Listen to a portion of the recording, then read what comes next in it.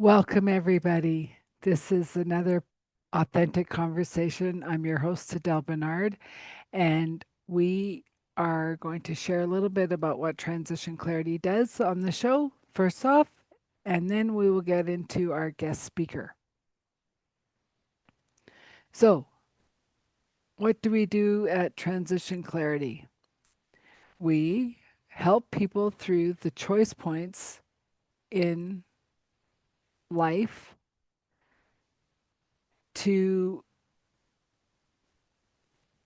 like, from divorce, from losing a um, losing a loved one. Oh, you got the dreaded pink slip, or you just want more in life. It's all about connecting back to who you really want to be and who you're here to be.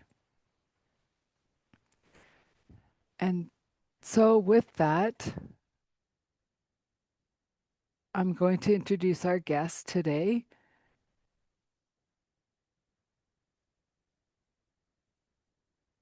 and her name is Kimberly Diaz. She is a registered nurse, dementia, and end of life expert who helps families navigate some of the most difficult journeys. Through her work, she brings clarity, compassion, and direction when everything feels uncertain. I don't just help families understand dementia, I walk them through the entire journey, including the parts most people are afraid to talk about, like end of life, because avoid those conversations. We often lose the opportunity to create things meaningful and intentional.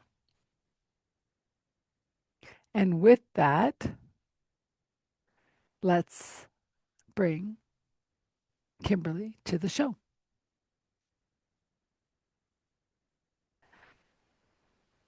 And here she is. Welcome to the show, Kimberly. Oh, hello, hello. So, in your own words, I've done the preview. In your own words, how did you end up in the looking after people in dementia, just having those kind of clients? What drew you to that? Because it's not something that everyone's going to go, pick me, pick me. Yeah, yeah. So, Um, it was really my grandparents, my grandmother. I watched her my entire life take care of my grandfather. None of them neither one of them had dementia, but she was definitely a caregiver. And she was the first real adult in my life. My parents had me very young, so I spent a lot of time with my grandmother.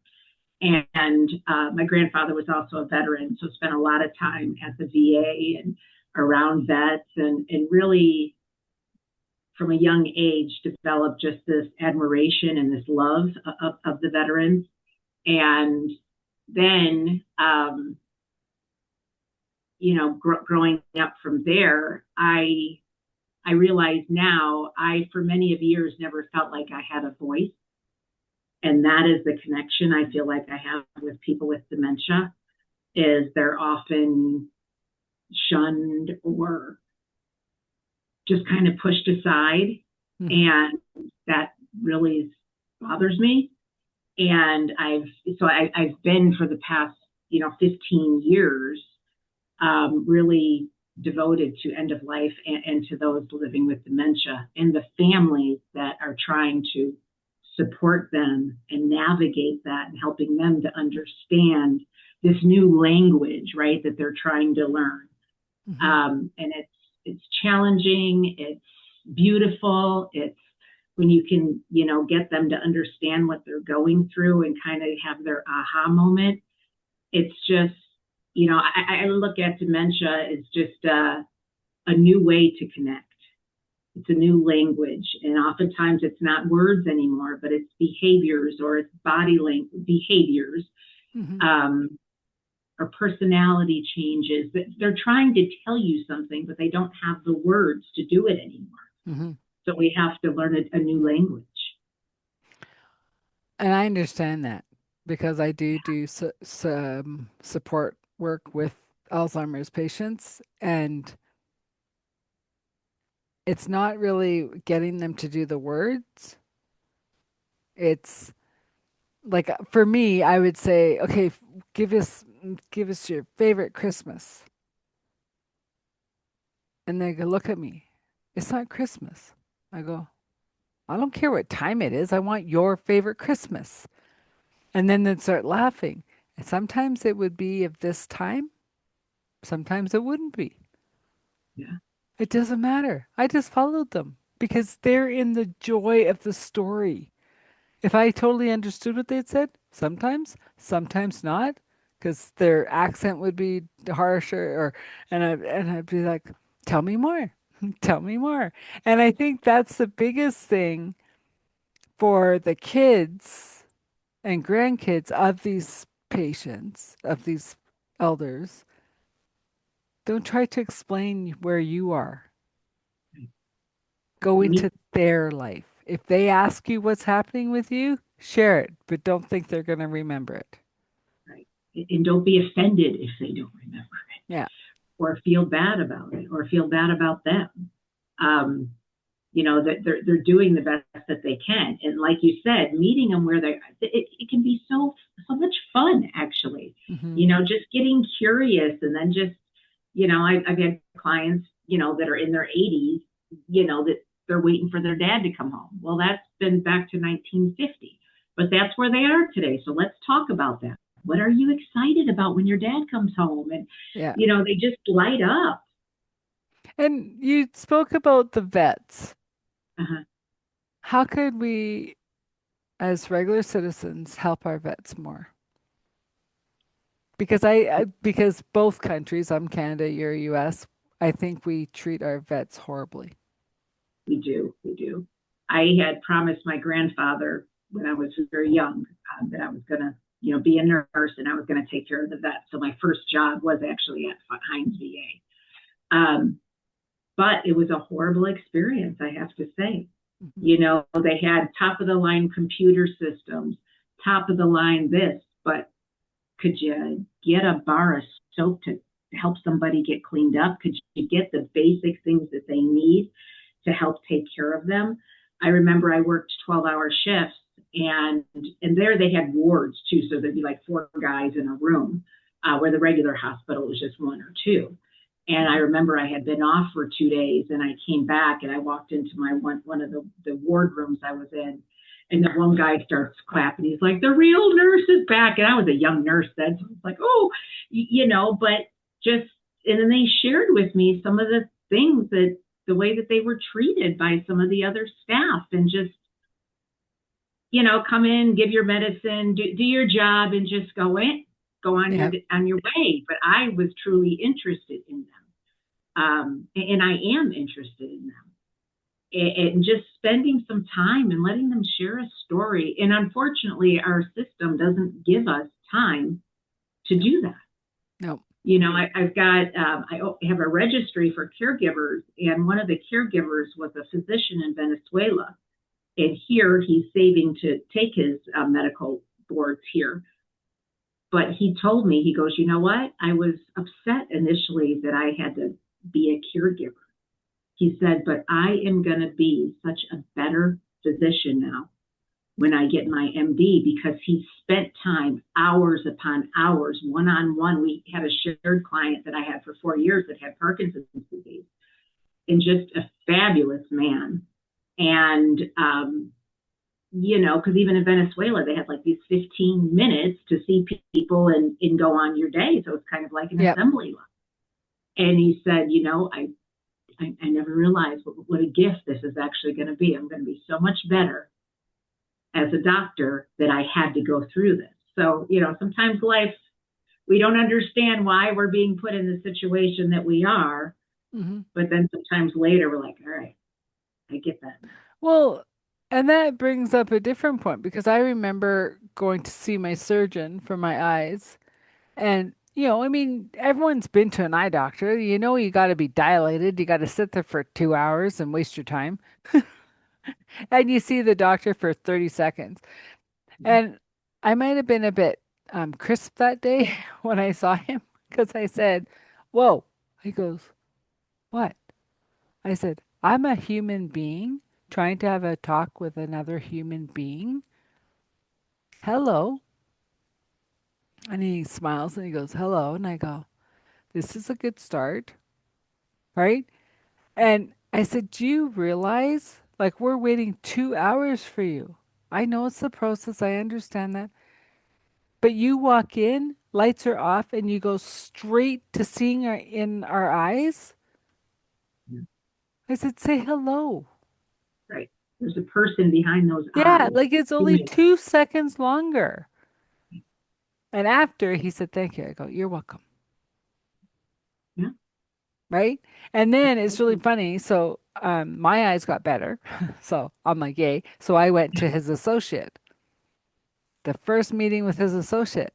He comes in, how are you today? How's it going? And I'm like, ooh, he's passing on this knowledge of we're humans. Yeah. Just don't put us in, put your face up, look at you, right? I understand you're busy. I understand lots of people have problems, but we're also coming to you as a surgeon, trying not to lose our eyesight, right?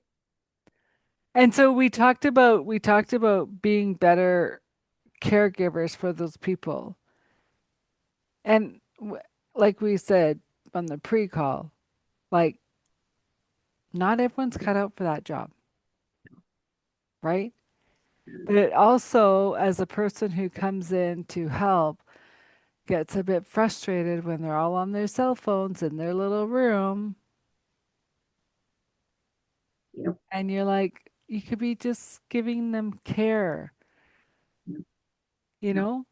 Especially, so I had a client recently that unfortunately she was driving. So some of the caregivers I work with were helping her a few hours a week. I was telling her nephew, who's lived in another state, and the neighbors were telling her, listen, she needs more help. She either needs more caregiving or she needs placements. She's driving up and down the road, back and forth. There's confusion. There's obvious things going on. Of course, he talked to her and she could talk about anything, so he thinks that she was fine. And she wound up driving from Westminster to Littleton, so about 40 minutes away, and got lost.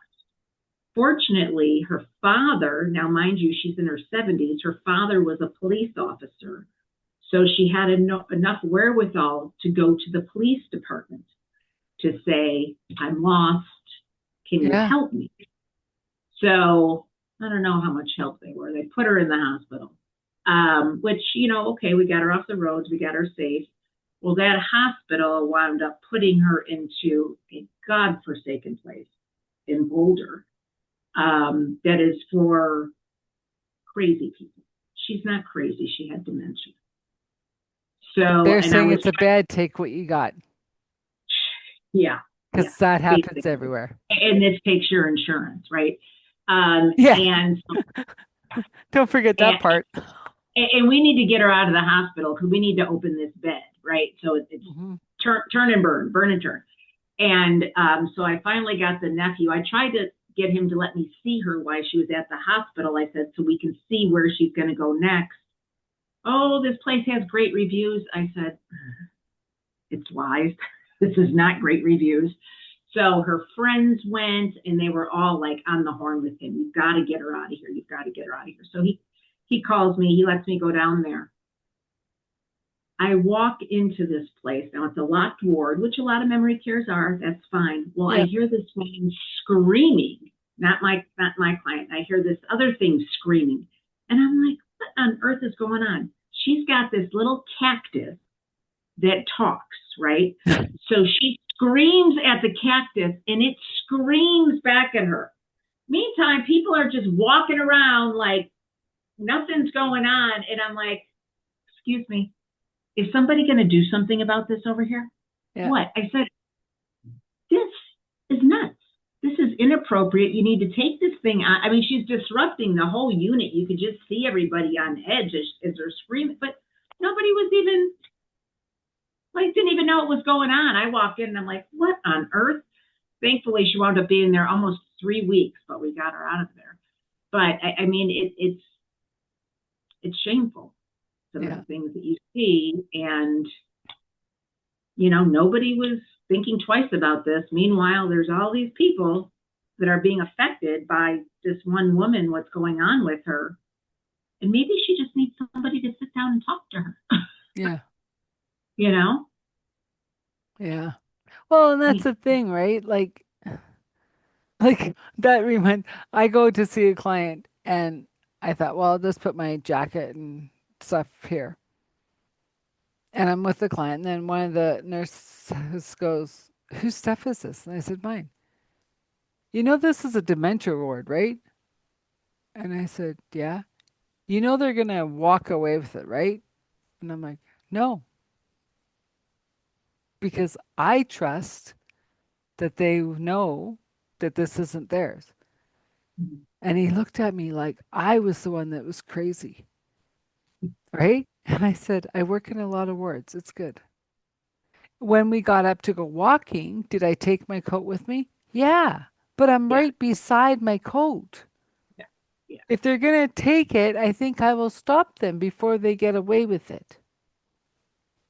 But it was just the way he's like looking at me like I was the one crazy. yeah. And then I'm like, I think you've been in this ward too long. Like, I think Yeah. you've kind of lost your perspective. Kind of, yeah, yeah. And the empathy and all of Yeah. that just goes out the window. Well, and I want to go back to the VA hospital because Yeah. the few VAs that I've been intermingling with lately, it's like it doesn't matter what they do, it doesn't matter how broken they are, they're not going to get this, they're not going to get the operation, they're not going to get the help, they're not, well, it doesn't matter. And then other ones, it's like, I don't know, you walk on water. You and your family can get anything you want. Some of the other hospitals, you mean, that aren't the No, VA? just people like that, Oh, like say I'm Army and I phone in, I need an operation, and they go, yeah, okay, and they push me aside. Years later, you phone in, oh well, I need this operation. Sure, here's the Four Seasons. yeah. I don't. Like The it's like this is in healthcare too. It's like, is it an insurance thing? Like, oh, you're A rated, so you get king of the castle, but oh, you're D rated, so you get whatever's left over if we decide to do it. Well, and sometimes I think it's also looking at their history. Is there mental health issues? Is there? Well, of course there is. If they were in any type of war or even in the military, there's going to be. I Hmm. don't know if you saw, and we'll see how that goes, but Trump just signed something so they can start expediting psilocybin therapy because a lot of veterans have been going over to other countries to get treatment with psilocybin to totally cure their PTSD, and it's been very, very successful I for some know, people. but it's only So, successful. This is my, this is only my opinion. It's only successful if you have the doctor that's giving the medicine yeah, and the therapist yeah, working together in the same room for the, like, yeah, right? yeah, Because say the doctor gives it, goes off and speaks to other patients, only the therapist in there, they lose it. yeah, yeah. Well, that's how they have a couple of places here in Denver, and that's how it is. You've got a doctor and you've got a Hmm. therapist. There's always two people in the room with you. Yeah, like I Doing hope they do therapy. something because it's like um it's crazy how much just everyday life that you and I will never understand, they can't participate in. Right. Yep. They think they're participating, but they're not. Right. And their kids, raising their kids and their kids just being fearful of them or just not, there's never that connection. Um, Because they never know if you shut the door a bit loud if you're going to set mom or dad off. yep. And then the incidence of suicide is huge. Hmm. Suicide in general is high. I heard that you guys in Canada have a high incidence of suicide in younger, like in their 20s. with Well, your I, medical aid and dying program from mental. again, this is just my opinion. um, I think the young are taking their lives because there's really no hope in our country right now. Yeah. We're the most expensive country to live in. There's not the proper jobs.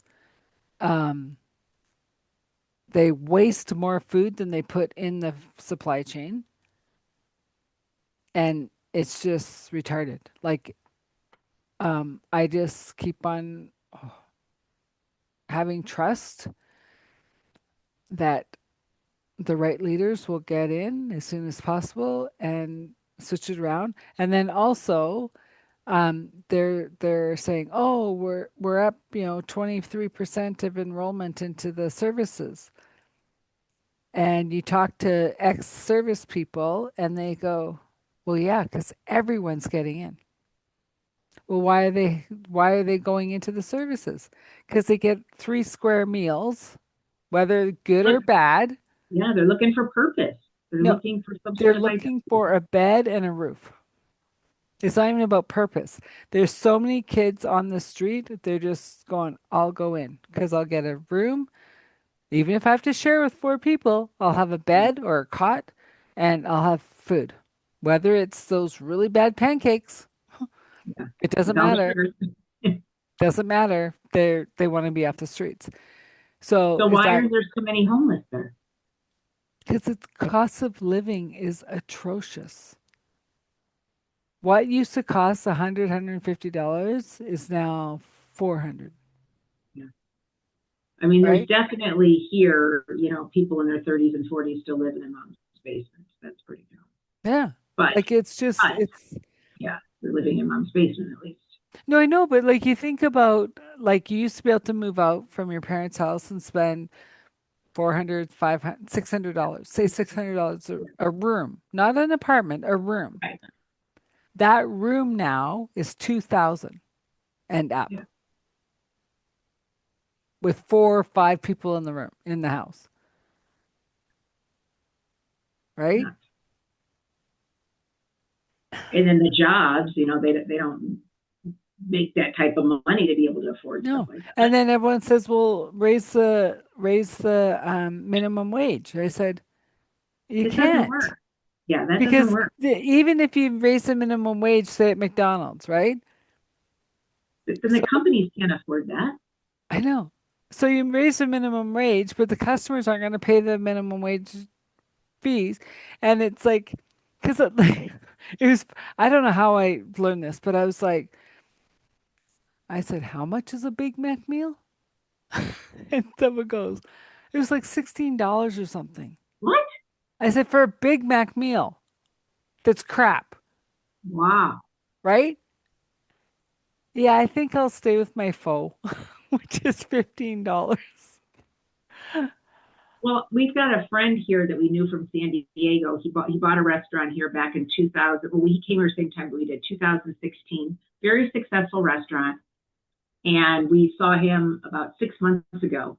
And he said, I'm doubling the revenue, well, the amount of money that I'm bringing in, but because I have to pay so much more to my chefs, to my staff, I'm not making any more money than I was 10 years ago, and because of the cost of food and everything else. But, And it's like, they can't stay afloat either. well, I know, but the thing is he should be grateful that he's still open Yeah. because how many restaurants just close their doors? Whenever I see a new restaurant opening, I'm shocked. Yeah. I'm like, I don't think that's Well, the and risk then anyone like would as I take. walk around the neighborhood every day, I'm like, who can still afford DoorDash and skip the dishes and like, Yeah. and usually it's the teenagers at home. I'm hungry. I'll just get DoorDash, Uh-huh. right? Yep. They have no My concept of youngest, money. my youngest daughter, my husband gets these, he just happens to be looking through his credit card statement and he's like, $3,000 for DoorDash. And he's like, what the hell? So he goes and he, says fraud. And they said, well, we're going to investigate this. And he said, well, please do. So they get back to us. Now we live in we live in Colorado. It's to my daughter's house in Florida.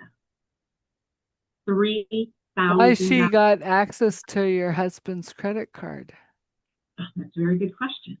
When she was here at Christmas time, we were ordered something through like Instacart or Hmm. something. And so he said, I'll buy it. Here's my number. And she ordered it. So I think she thought that it was, she's not talking to me anymore, but I think that she thought it was my credit card. Like that's going to make it okay. But $3,000 worth of DoorDash in a month and a half. But How insane is that? that's insane. But how she got 2 months out without being caught is beyond. That's on your husband.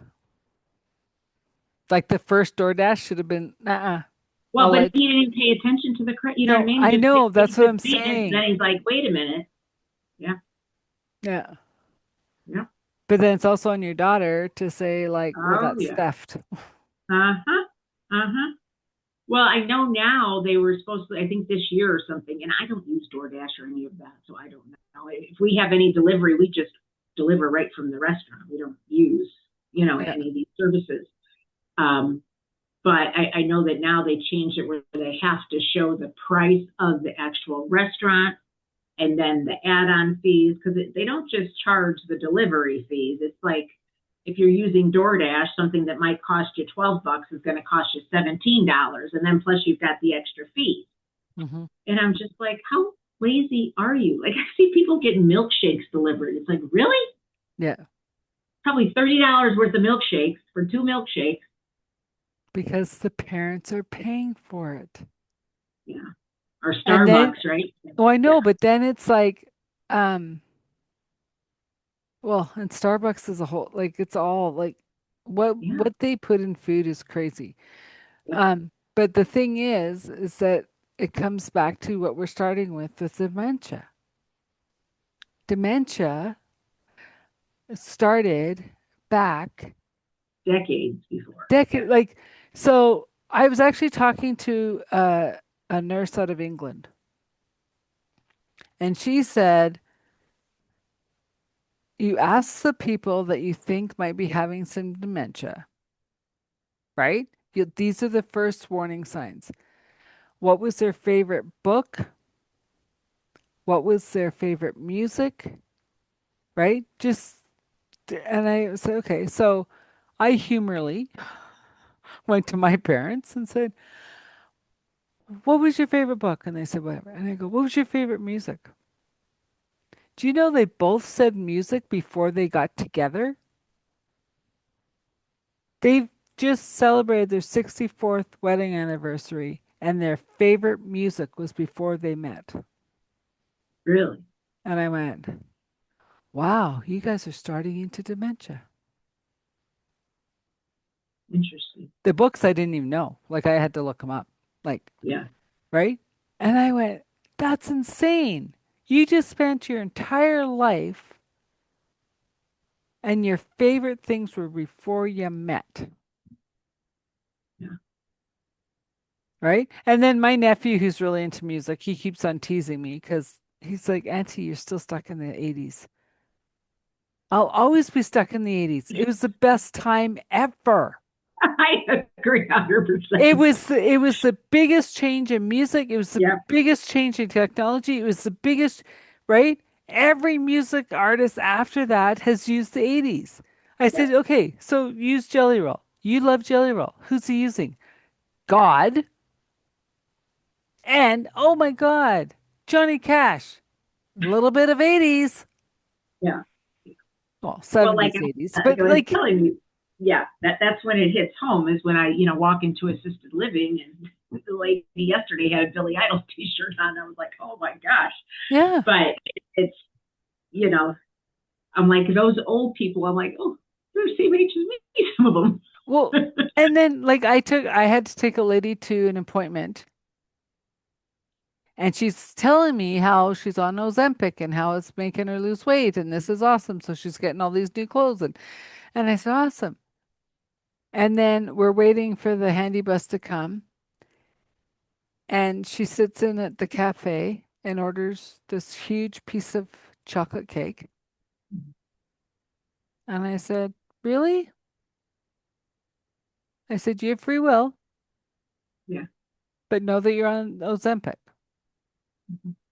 I deserve the chocolate cake. I go, okay.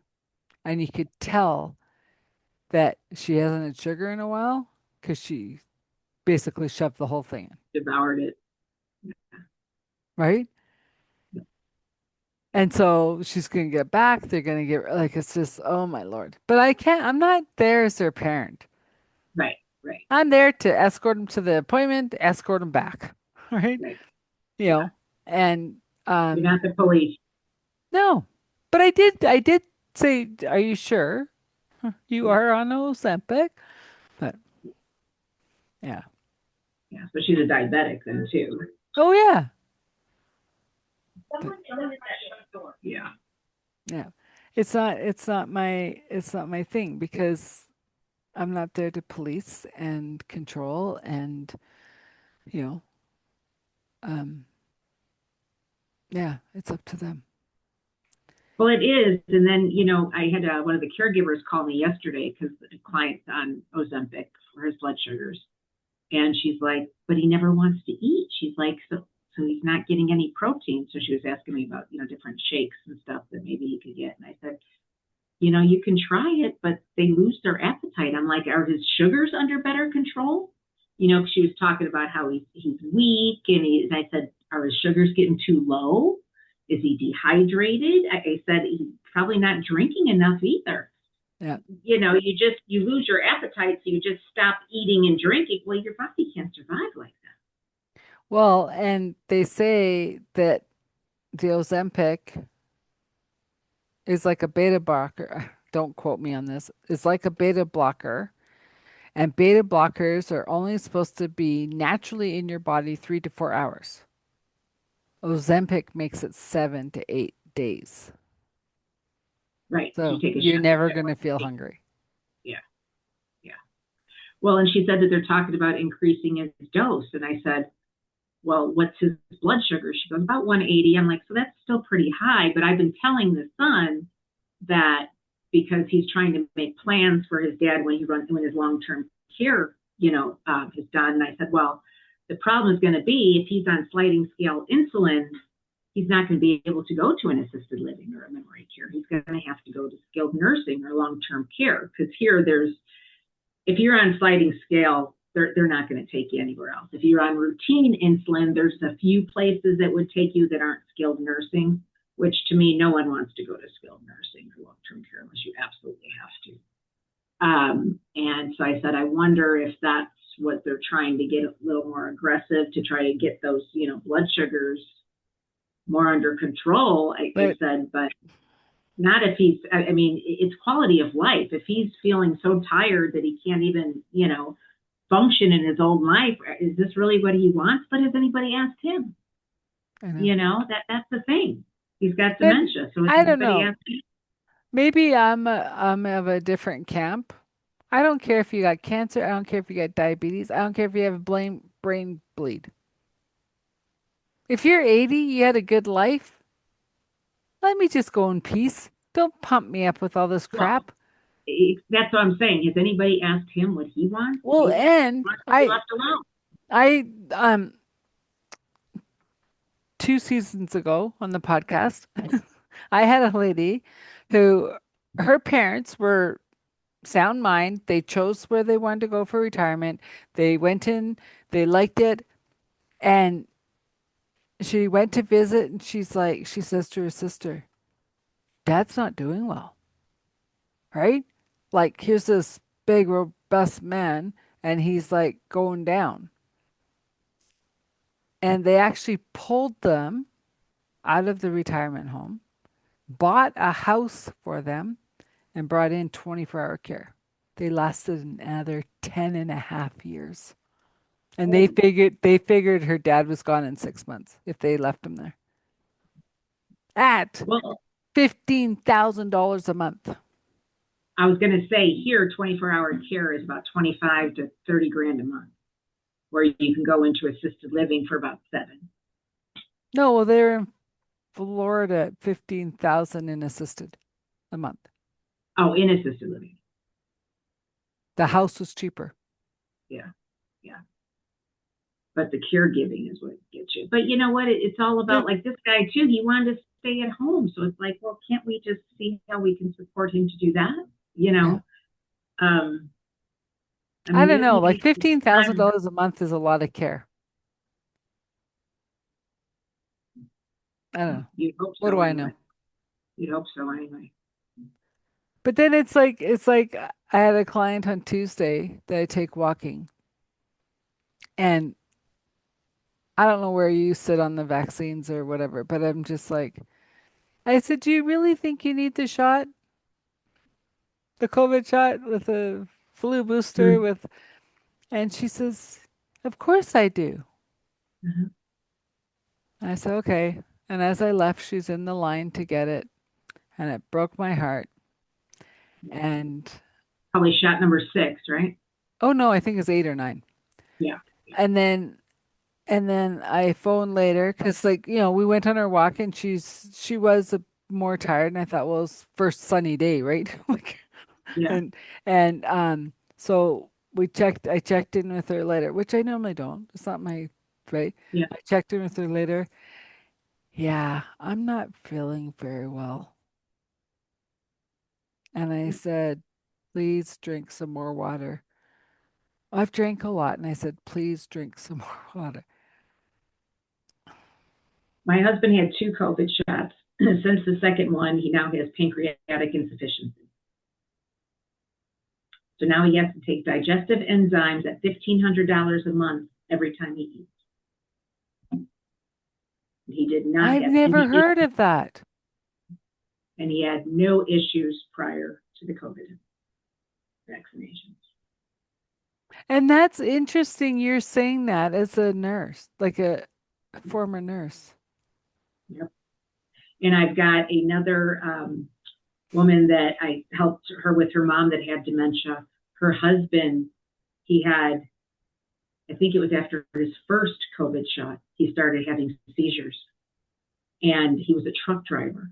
So it not only changed, No more trucking. medically, but his work, I mean, everything, because now he has seizures. Well, and that was the thing, like with the fight up here with the truck drivers, and people are like, well, we don't want them carrying our produce if they're not. And I go, 98% of them are vaccinated.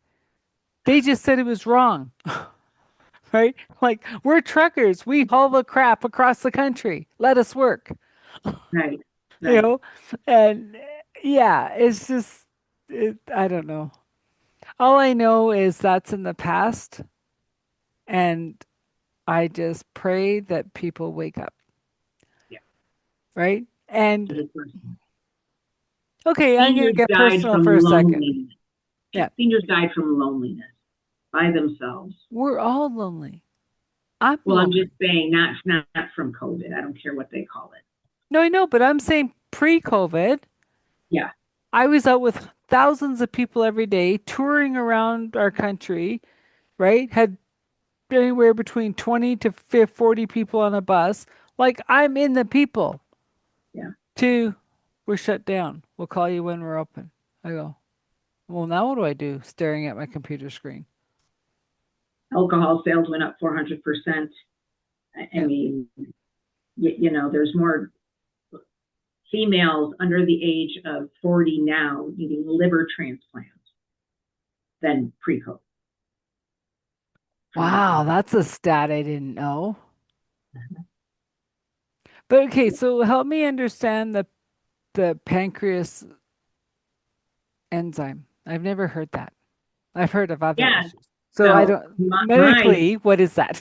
my theory is that the COVID injection, that those antibodies or whatever attacked his pancreas. He never had any pancreas issues prior to this. I know, but And what does the pancreas do to so need? it releases digestive enzymes that helps digest your food. part of the Right. process to digest your food. So he was having bloating and discomfort and weird looking stools and going to the bathroom all the time. And I was like, dude, what is going on? Like he just kind of got used to it. But I was Yeah. like, this is not normal. Yeah. So that he finally went and got worked up. And they're like, oh, yeah, you have pancreatic insufficiency. I said, oh, really? He didn't have that before. He didn't have See, these symptoms before. He didn't have this stuff before. Um, so I okay. So with pancreatic digestion issues, is that the pre to catching it before cancer, or is it two so different lanes? it's two different lanes. Okay. Like people with cystic fibrosis often have pancreatic insufficiency. People with, it can be genetic. So that's why I said, I'm like, are they going to do genetic testing?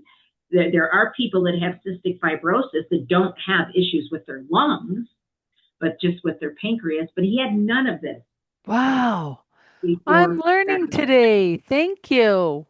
Yeah. Because And I was going like I know like people that I've known who had pancreatic cancer, like one day they're fine, one day they're not. Like it and I'm like, how does it start that fast? Right? But then here you're saying, like, okay, so you got a shot of toxins, boom, it's done. It's like interest. But then I say, because of this is where my brain goes, um, energetically, what does the pancreas mean in your body? Because lungs is life force, right? right. You start getting pneumonias, you start getting colds, you are having problems living life to the fullest. So we're going to shut you down so you can't lose your lungs. But I've never had anyone with pancreas. You should look that up. I know. I'm trying to think what I have really close. Like, Yeah. so I can Yeah. look it That up. would be interesting to know. Because I know, like, what, with your lower back, that's oftentimes associated with money. Yeah. And he gets a lot of lower back pain. And I was telling him, like, Well, now, because he has to pay $1,500 and your daughter's been using $3,000 on his credit card to eat. well, and then the whole, so talk about, so I told him, I said, this is with insurance, $1,500. I said, ask your doctor if there's a program, if there, nobody wants to help. He asked at the pharmacy, nothing. I said, let me call the manufacturer. I said, this is what I do for some of my clients. I Yeah. called the manufacturer. We paid $30 the first month. It's now zero a month. But no doctor was going to help with that. No pharmacist was going to help with that. I had to, I said, let me see what I can do to help you. I said, this is ridiculous. Because he was going back and forth to the pharmacy. They're just giving the runaround. He goes, you realize I cannot eat if I don't have these enzymes. This is a big deal. And they're just like, oh, well, I remember back in the day when a pharmacist would actually help you. Or a And doctor would actually help. yeah, yeah. Now it's just like, oh, nope, sorry. Too bad, so sad. So this is okay. So the inflammation of how the pancreas disrupts the body's ability to produce digestive enzymes and blood sugars. We know that. But Uh-huh. energetically, it's the spiritual is the concepts of the sweetness of life. And the specific case, a link between high caffeine energy drinks and acute painful pancreatic flares. Yeah, he doesn't drink energy drinks. No, no, but it's the sweetness of life. It's the same as diabetes, which affects the pancreas, Right. right? Yeah, no, Because I've been making him check his sugars. His sugars are good. no, I know, but it's just in general, whoever's Yeah, listening, if you the sweet. start noticing flares in your sugars or like if you have that ice cream or that chocolate bar and you're going, eh, you're eating the sugar rather than enjoying the moment. Yeah. Interesting. Yeah, yeah. Well, because I've always thought about Patrick Swayze in this because I was like, why would he have pancreatic cancer? And then someone said he smoked. I go, that doesn't, and then I go, well, that's okay. But Yeah. right? Because he did live the life. Like that's one of the things like as I look to a strong rail male role model was he could do the bar and kick everyone up, or he could Right. do the dance and just go Right. with life, right? He had that feminine and masculine perfectly, Yeah. you know? Yes, he Yeah. did. So, no, it's interesting. It's very I interesting. don't remember. I mean, obviously your pancreas can be affected if you're a heavy drinker too, but I don't remember that being anything that was. I mean, obviously we don't know. We don't Um, know, but I but don't care if he drank, smoked, did drugs, like yeah, whatever. no, That's his life. yeah, But right, I just thought how interesting, yeah, right? Because society says if you're overweight, well, you're unhealthy. If you're skinny, you're fine. And I'm like, which is not true. it's Yeah, not true. Because my heaviest, I was the most healthy. yeah, It's as I've lost the weight that it's like more things are popping up. And I'm like, what the heck? yeah. Should I just start eating again? Because I was healthy then. I know, not true. But But you know, anyways, our food. If you pay attention, I was listening to this gentleman yesterday who was diagnosed with Parkinson's disease at 27 years old, and he's now like 52. mm, And you know, initially he was in denial. Of course, he didn't even tell his wife for like 3 months. And for like the next 8 years, he pretty much ignored it until it was like in his face. yeah. So then he started just paying attention to what he ate, how that made his body feel.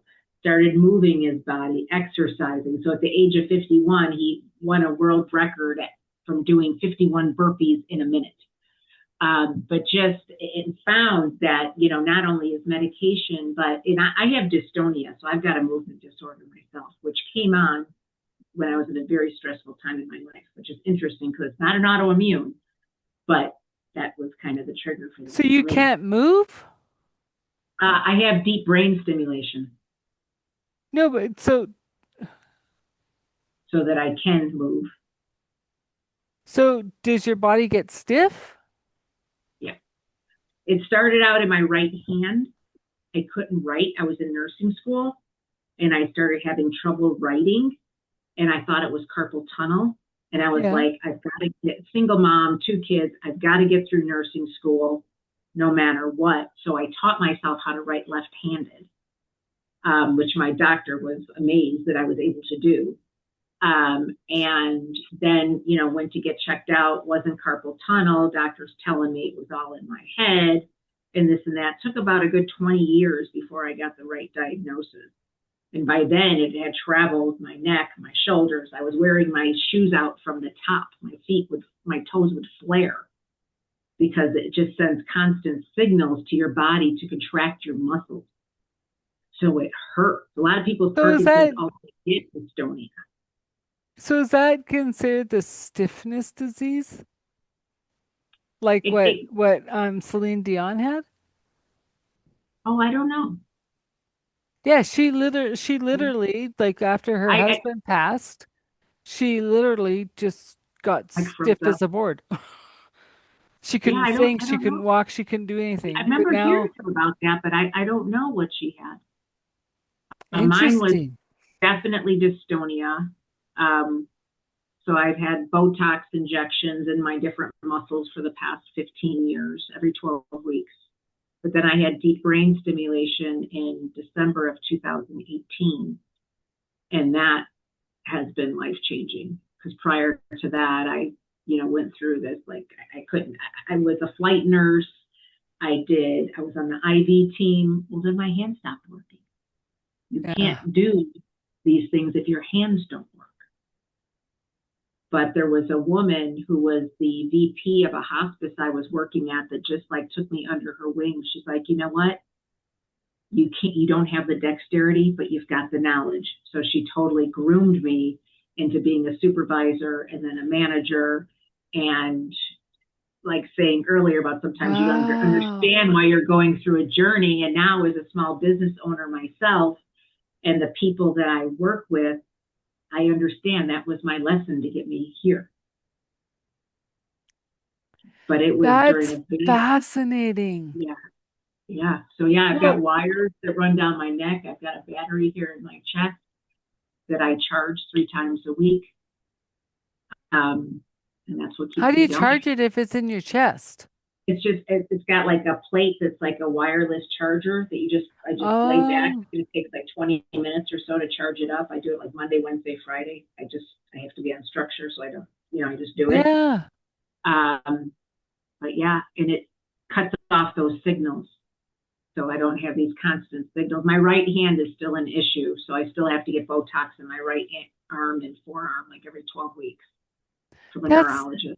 holy cow. Because I remember when I was going for something, and the nurse came and she was trying to get the IV in or whatever, and I said, "Okay, I'm a tough one, right?" And I said, like, they run, they hide, they do whatever. And she goes, okay. And then, like, another nurse goes, and your break is now. So, and I go, you are so good at that. And she goes, good at what? And I go, you knew she couldn't do it. Thank you. Yeah. And she just smiled, right? Because I appreciate when you go to give blood and I say, no, butterfly through the hand. I'm not trying to Listen tell, to the yeah, patient. I'm not telling you what to do, but I don't want to pass out, Yeah. right? And then someone else comes in. Oh, so you're a toughie, eh? You're a toughie. But and it was funny because the last lady said to me, "Oh, tell your doctor you're no more a faster." And I said, "Why?" Because you're a toughie, right? The fasting shrinks your veins down. And then I go, don't say I don't drink enough water. I've already had 1.5 liters today. And she's like, it's only 7 o'clock. I go, yes, I know. And she goes, but more importantly, you have to work out before you come. Working out gets them expanded and we'll get it every time. And I go, I can work out before I come. Okay. Does that help? I haven't gone yet. Oh, yeah, I bet it will. Yeah. And I'm like, I used Makes to sense. pass out. I used to walk into the one place and they go to your room. Okay. And I'd go to the back room. They'd put heating pads on me. They'd take it from my feet because I couldn't get blood, Yeah. Wow. right? Not that I didn't have blood, not that it Yeah. was like due to an illness or nope, my veins say, nope, this blood's staying in this body. Yeah. And that was when the sheet had everything but five not ticked, right? Now I have five that are ticked. Perfect. Right. Like that's one vial. I'm out of there. That's easy. Yeah. Yeah. But it's Yeah. still not easy on my veins. Yeah. And because when I worked in the ER, I would start 20, 30 IVs a day. I mean, you can't help but get good at it when you're just doing that like a machine. Hmm. You know But what I there's mean? lots of people in the yard that are not good at it. Yeah.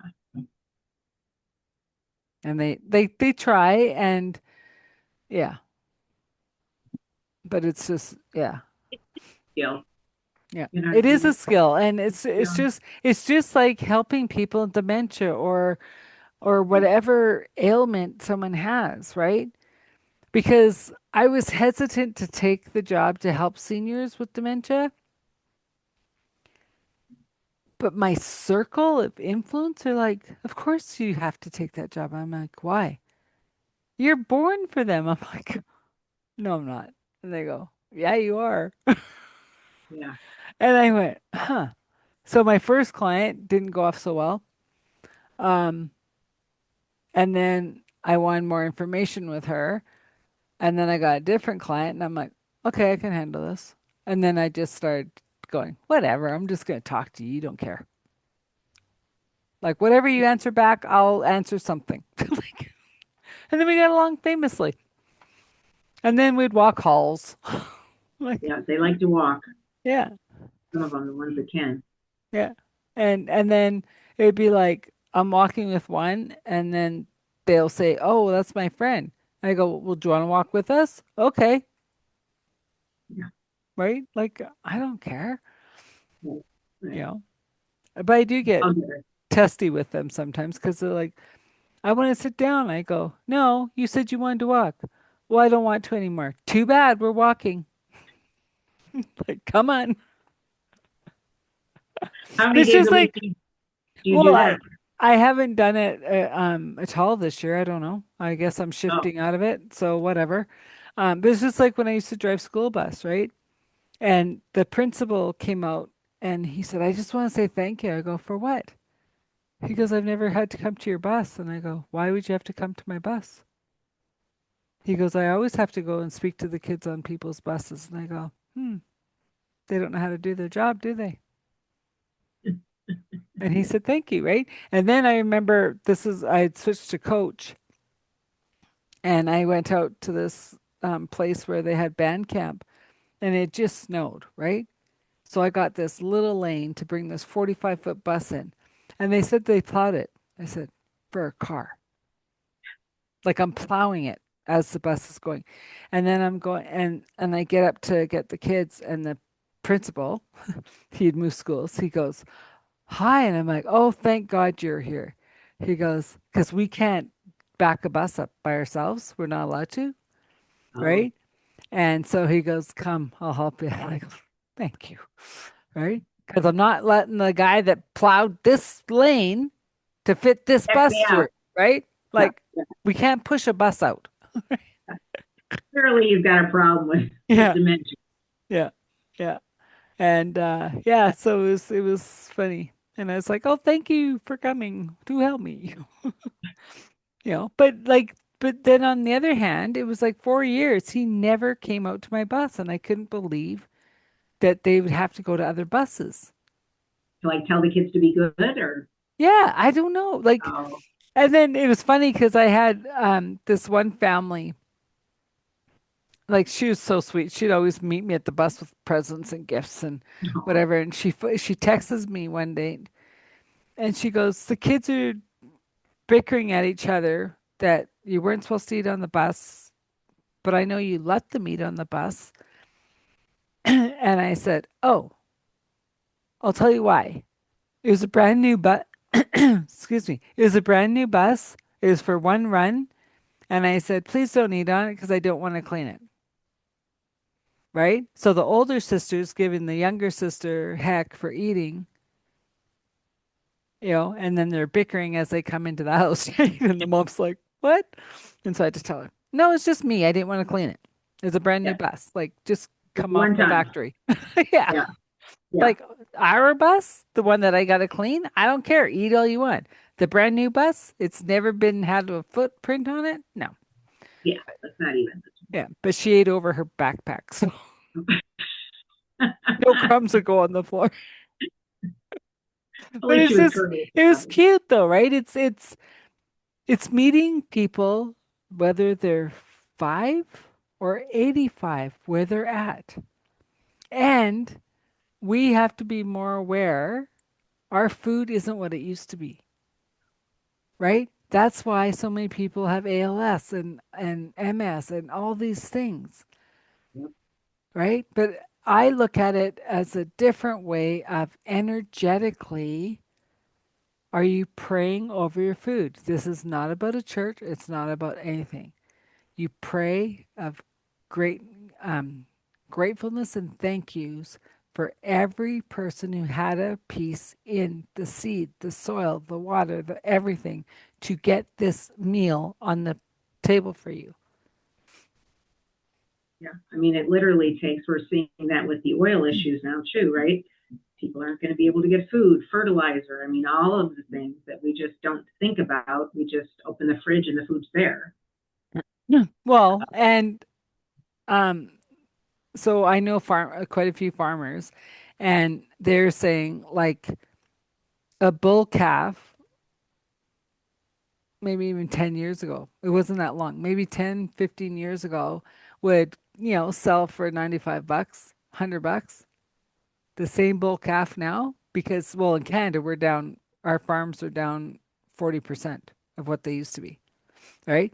A bull calf now, you're looking at 500 to 600 bucks because there's not enough cows out there, not enough ranchers I in out there demand. anymore, Yep. Yep. right? We went through 9 years of we couldn't feed them or water them because of the droughts. So we'd be shipping it out from Ontario, all the hay and stuff, right? A lot of them just packed up.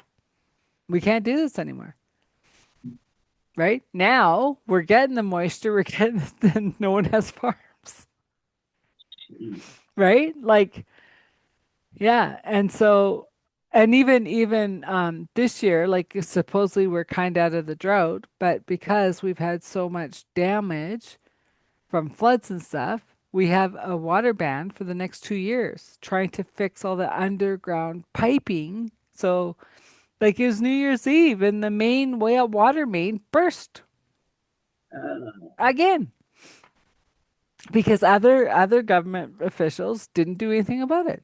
So the new one says no watering, right? how's that going to work? Well, it's still winter. Like I haven't even seen people cleaning up the yards yet. Like Yeah. Yeah. so normally people would be starting to plant, but I'm gonna walk around every day and see who plants this year. Do you plant? No, No. I have Yeah, a we green don't thumb usually for do. one plant. Yeah. It's a money jade, and and I've grown it from a little sprig to 85, 90 pounds, and I chop it Wow. down, take a sprig, grow it, chop it down, and as I said, okay, I'm chopping. Who wants a sprig? And then I get the takers who wants a sprig. Chop, chop, chop. Yeah. So it's just yeah, it just keeps growing and growing. And I got it from my sister's friend. I said, "What kind of plant is that?" And she goes, "It's a money plant." And I go, "Ooh, maybe I could grow that." And she chopped it right there. I go, "How do you know if it's gonna grow? Stick it in dirt, and if it grows, it grows. If it doesn't, it's not for you." And it Really? grew. Yeah. I never heard of that. What does it look like? Just thick rubber, well, like thick green leaves. Okay. Okay. Yeah. Because I said, Looks, I'm not a green thumb. I don't know anything about plants, right? And yeah. so I said, well, how long do I leave it in the dirt before I know? And she goes, well, give it a few weeks or whatever. And then all of a sudden I saw in between the thing, there's two little leaves coming. I'm like, yeah, it took. Like, and it needs We'll get sun them. and it needs water once a month. Awesome. Perfect. Yeah. Low maintenance. Yeah. And I talked to it because I'm like, okay, baby, need a little money this month. Does it work? Yeah. Do you need to rub it? Yeah. No, Yeah. no. Just, it just shows like the abundance, the abundance, the abundance. Yeah. What Oh, if and those even issues? even the one plant I actually gave to a friend to take to a school, Uh-huh. and his staff all said to send me messages of thank you because they all took sprigs of the one he took to the school. Right? I'll have to look that up. Money jade. Yeah. Is it a It's not a Canadian pretty plant? plant. It's just Yeah. a has a stick with some green leaves, like thick, rubbery looking leaves. Uh-huh. Yeah. But I can grow it. So I figure everyone else can. But if you do get it, less water is more. Okay. Don't Kind overwater it, it'll rot. of, okay. Like a succulent or something. Just Yeah. be. Yeah. I would think it's in the succulent family. Yeah. Kind of sounds like it from what you're saying. That's what I was wondering. Yeah. But yeah, it's just like just simple. Yeah. Well, That's we've better. gone all over the map. We But I figured we'd do that because that's just who we are. How do people get a hold of you? If uh, to learn more, to understand sure. more. Yeah. My website, KimberlyDiazRN.com. That's the Okay. best way to look me up. I'm also on Facebook, Instagram. I have a YouTube channel. Okay. So and it's all under Kimberly Diaz RN. And I will have all the stuff in the show notes. So if you didn't catch it as she said it, We'll catch it in the show notes. And what do you want to leave the audience with as we close out? Um,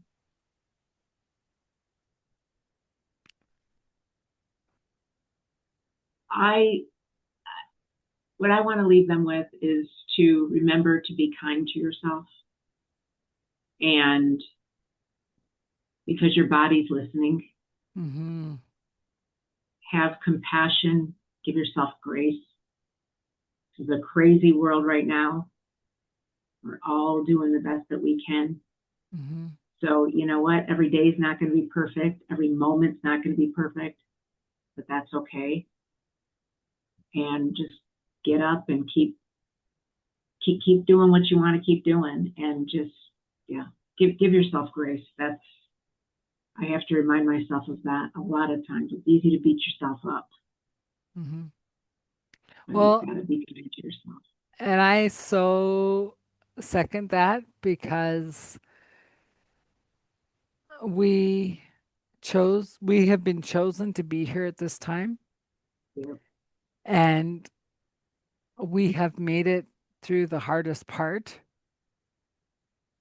but we still got to keep taking our light and shining it as bright as possible. Unto others, absolutely. Yeah, and that's my biggest focus of this show is sharing people like you and the knowledge to help others who are going through this crazy life, that they're not alone. Yeah. There's other people in the pool or wherever. Together we will make it. And And yeah, we're all connected. We really are. And, sometimes it's just a matter of closing your eyes and taking that deep breath and just yeah, feeling somebody from, they don't have to be right here. They could be across the country. They can be in another country, and sending your yeah, love and sending that light. yeah. Beautiful. Another authentic conversation. I'm your host, Adele Bernard. Today, our guest was Kimberly Diaz, Thank you. and we'll close it out. I just want to do a quick recap with Kimberly Diaz and our conversation today. There's so many questions to ask when you think about care for the elderly, or they don't even have to be elderly anymore. It's just that next step of care. And, is it better to keep them at home? Is it not? Are you putting them in the right care facility? Do you need an advocate like Kimberly to do the brokering of the deal, to help in the understanding of this care? There's so much to know and understand, and we're all in it together. We all either have kids that we're looking after, or parents we're looking after, or spouses. Like, someone is always needing care. And when you get resources like a Kimberly that can help you walk through that passage, you feel more equipped to answer the questions that people are asking you. And I think in the long run, it is to your benefit to ask the questions, to get the knowledge, to understand more before you just go, well, mom or dad, you're moving in. So, um, yeah, I just want to say thank you to Kimberly for coming on the show. And once again, if you're interested in Transition Clarity, my other company, to the podcast, and you're in that choice point, well, the choice point, do we put mom or dad into care? Or, do we bring in extra assistance because you need help? Um, I'd love to take you on the journey to where you want to go, right? Um, we're all in that time of, is this all life has to offer? And I say no. Life is abundant, it's beautiful, It's time to shine your light like you never have. And if you're looking for clarity in that transition, book a call with me. It's free. Everything will be in the show notes. I thank you for listening. Please subscribe, like, and share. And if you know of a person who would be a great guest, maybe it's you, book a call. Let's have a chat. Whether we do a journey together or you're on the podcast, let's talk. Thanks for listening. Until next time, have a good day.